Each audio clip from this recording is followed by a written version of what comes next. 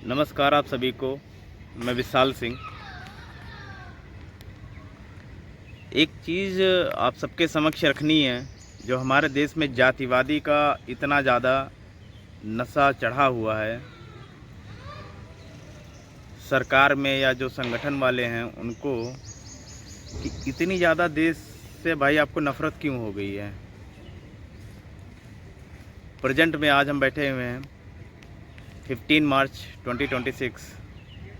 आज देश में सबसे बड़ी समस्या गैस की है।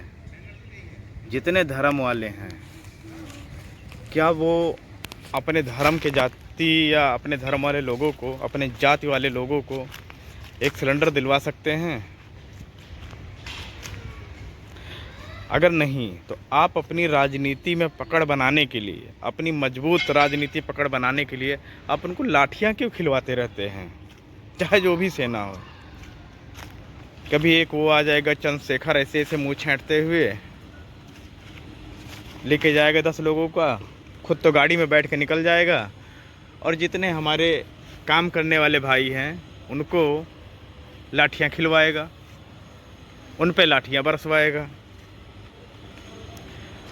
आखिर अपने जो समाज के हो, अपने समाज के लोगों पे शिक्षा पे कितना ध्यान देते हो? उनकी कभी दवाई पे ध्यान दिया है कि उनके घर में कौन बीमार है और किसको दवाई की ज़रूरत है, किसको पैसे की ज़रूरत है? या सिर्फ उनको आप अपनी जाति के नाम पे, अपने थोड़े लाइक्स और व्यूज बढ़ाने के लिए सिर्फ उनको लाठियां ही खिलवाते हो? आखिर क्या हो गया है आप सबको और आप सबके सोच को कि 26 चल रहा है, अभी 2020 से लेके 21, 22, 23 तक कोविड आया हुआ था। क्या किसी आपने अन्य जातियों में ब्लड नहीं लिया? क्या किसी अन्य जातियों से आप कोई मदद नहीं लिया, कोई सहायता नहीं लिया? आखिर आपकी याददाश्त इतनी कमज़ोर कैसे है? मैं तो आपको ये भी याद नहीं दिला सकता कि अभी 70 साल 75 साल पहले आप सब आज़ाद हुए हो। उसके बावजूद अभी अंग्रेज़ों ने कितनी बुरी मार मारी है, कितनी बुरी मार अंग्रेज़ों ने मारी है। 23 मार्च आ रहा है, क्या भगत सिंह यही सपना देख के गए थे हम लोगों के लिए कि 100 साल भी पूरा नहीं होने दोगे और तुम लोग धर्म के नाम पे और जाति के नाम पे इतना लड़ोगे? देश में जब आज़ादी की लड़ाई लड़ी जा रही थी तब कितने जाति वालों ने लड़ा था? 450 साल भी मुगल से पिटे हो, 200 साल तक अंग्रेज़ों से पिटे हो। अगर तुम्हारी बुद्धि इतनी कुंद क्यों होती जा रही है? हर देश आगे बढ़ रहा है, इंटेलिजेंस में बढ़ रहा है, एआई में बढ़ रहा है, शिक्षा में बढ़ रहा है। एक तो हमारे देश में प्रधानमंत्री जी ऐसे हैं कि देश के लोगों को धर्म के नाम पे इतना चूर कर दिए हैं कि उनके सोचने समझने की बुद्धि ही ख़त्म हो चुकी है, बची ही नहीं है। कभी नाली से गैस निकलवाते हैं, कभी संस्कृत में श्लोक सुनाते हैं, अंधेन गात्रम न्याय न राज्यम नयने वक्त्रम लवणे न भोज्यम। इसका कुछ मतलब है? ये हमारे देश के प्रधानमंत्री हैं, ये हमारे देश के वो रिप्रेजेंट करते हैं ग्लोबल की दुनिया में। धर्म धर्म धर्म, जाति जाति जाति। अच्छा खासा देश आगे जा रहा था, लेकिन एक गलत हाथ, इंसान के हाथ में देश जाने से इतना पीछे और इतनी महंगाई बढ़ गई है, इतनी ज़्यादा कि जिसकी कोई लिमिट ही नहीं है। हद से ज़्यादा महंगाई है। कैसे कहें? गांव के लोग जो किसानी करते हैं, खेती किसानी में हैं, ना उनको कभी खाद मिलती है समय पे, खाद के लिए लाइन लगाएं, लाठियाँ मिलती हैं, ना उनको सिलेंडर है, ना उनके लिए कोई सुविधा है। आप 2000 रुपये देते हो, 400 की यूरिया 1600 रुपये में बेचते हो। इतनी हमारे देश की जनता से नफरत क्यों है? प्रधानमंत्री जी और जो छोटे छोटे दल बने हुए हैं, फलाने रक्षा दल, धमाके रक्षा दल, आज़ाद पार्टी, करणी सेना, ये सेना,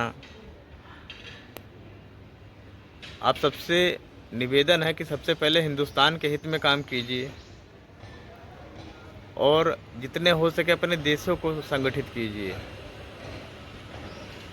आएँ बाएँ साएँ कुछ भी कोई बोलता है और कुछ भी कोई काला चश्मा लगा के कहीं भी निकल लेता है कि आ जाओ, यहाँ धरना है, वहाँ धरना है, यहाँ चलना है, वहाँ चलना है, तो इससे काम नहीं चलेगा। 4 साल पहले सब बहुत बुरी कंडीशन में थे। कोविड आया हुआ था, मैंने अपनी आंखों से देखा है लोगों को रोते हुए, बिलखते हुए, मरते हुए कि मुझे एक पानी मिल जाए, मुझे घर जाने का साधन मिल जाए। क्या उस टाइम आप ये लोग देख रहे थे कि हमको सिर्फ अपनी जाति वाले की गाड़ी में बैठना है, हमको सिर्फ अपनी जाति वाले से पानी लेना है? नहीं। तो आज आपको 4 ही साल में इतनी ज़्यादा दुर्दशा क्यों करने के लिए लग गए हो देश की?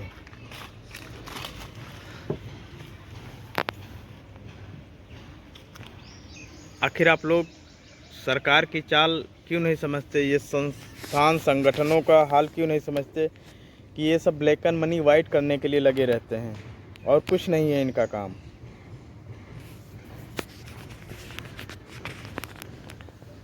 कितने सारे प्रूफ दिए जाएं आप सबको कि जिस देश में बताइए कि शिक्षा पे 18% GST है, कि अगर पढ़ाई करोगे, कापी कलम बुक्स आप खरीदते हो अपने लिए, अपने बच्चों के लिए, तो आपको उस पर 18% GST देनी पड़ेगी। अगर आप पिक्चर बनाते हो तो उसमें टैक्स फ्री मिलेगा आपको। ऐसे विजन है। इस पे जो हमारे छोटे छोटे ये दल हैं, इस पे संघर्ष क्यों नहीं करते हैं?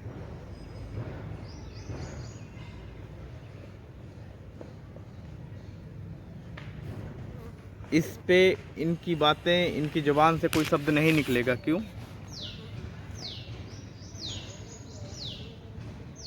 क्योंकि इनको पता है इलेक्शन आएगा, आप धर्म के नाम पे, जाति के नाम पे वोट दोगे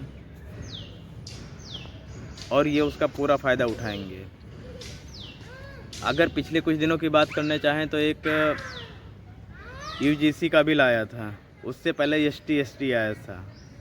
तो SC ST में क्या था कि अगर कोई छोटी कास्ट का आदमी ठाकुर और ब्राह्मण की जाति को बोलेगा कि इन्होंने हमको अपशब्द कहा या मारा, तो बिना पूछे उसकी आप जेल करवा दोगे।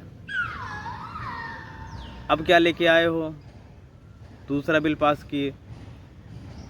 पता नहीं फेक है कि सही है, आजकल फर्जी भी बहुत चल रहा है।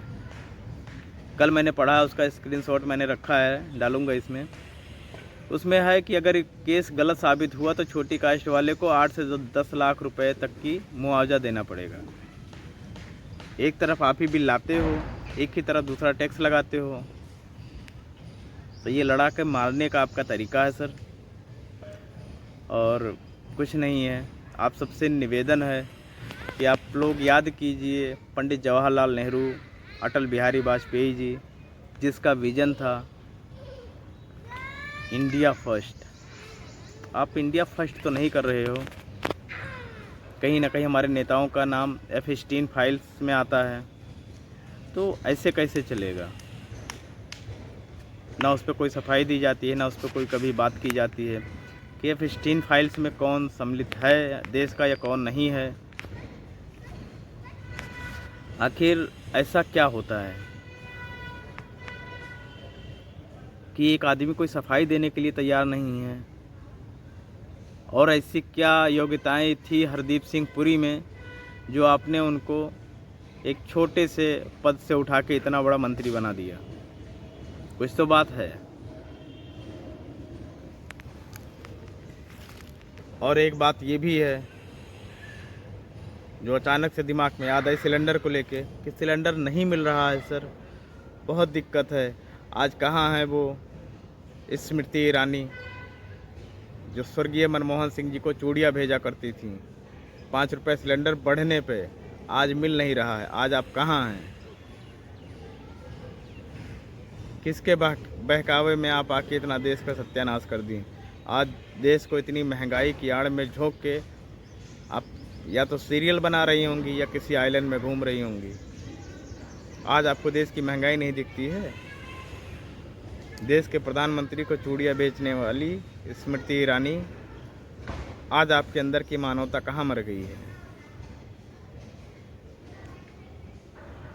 क्या एक महत्व पद के लिए आपने देश को इतने गलत हाथों में ढकेल दिया?